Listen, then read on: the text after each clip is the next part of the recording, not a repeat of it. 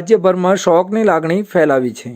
Ahmedabad plane દુર્ઘટનામાં સારોદ ગામનો યુવાન પ્લેન ક્રેશમાં મૃત્યુ પામ્યો હતો। સારોદ ગામના યુવાનનો મૃતદેહ પોલીસ પેટ્રોલિંગ સાથે એમ્બ્યુલન્સમાં પોતાના વતન પહોંચ્યો હતો, જેથી હજારોની સંખ્યામાં જનમેદની ઉમટી પડી હતી। સારોદ ગામના ભાજપ અગ્રણી સલીમ પટેલનો પુત્ર દુર્ઘટનાનો ભોગ બન્યો હતો। મૃતકની ડેડ બોડી પોતાના વતન સારોદ ગામે આવતા ભારે ગમગીની છવાઈ ગઈ હતી। મૃતક સાહિલ ઉર્ફે ગડુ ભરૂચના સારોદના વતની હતા। તે નોકરી માટે 2 વર્ષના વર્ક વિઝા પર પ્રથમવાર લંડન જવા રવાના થયા હતા। તેના પરિવારજનો તેની આ નવી સફર માટે ઘણા ઉત્સાહિત હતા। સાહિલને લંડન જતા વિદાય આપવા ગુરુવારે વહેલી સવારે તેના પરિવારજનો તેની સાથે અમદાવાદ એરપોર્ટ પહોંચ્યા હતા, પરંતુ પરિવાર અને ગામમાં ભવિષ્યને માટે આશાસ્પદ માનવામાં આવતા યુવાન સાહિલનું અકાળમાં અવસાન થવું સમગ્ર ગ્રામ માટે દુઃખદ ઘટના બની છે।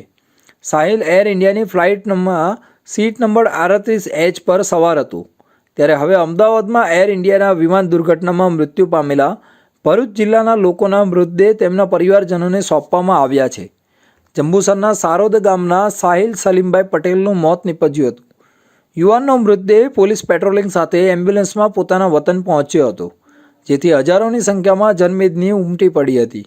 પરિવારજનોના DNA ટેસ્ટ બાદ 72 કલાકની પ્રક્રિયા પૂર્ણ થતાં રવિવારે મોડી રાત્રે મૃતદેહ ભરૂચ લાવવામાં આવ્યા હતા।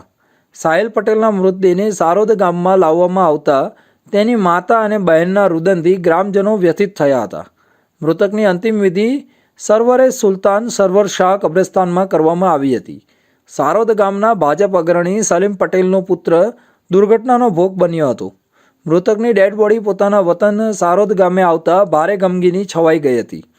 સાહિલની ડેડ બોડી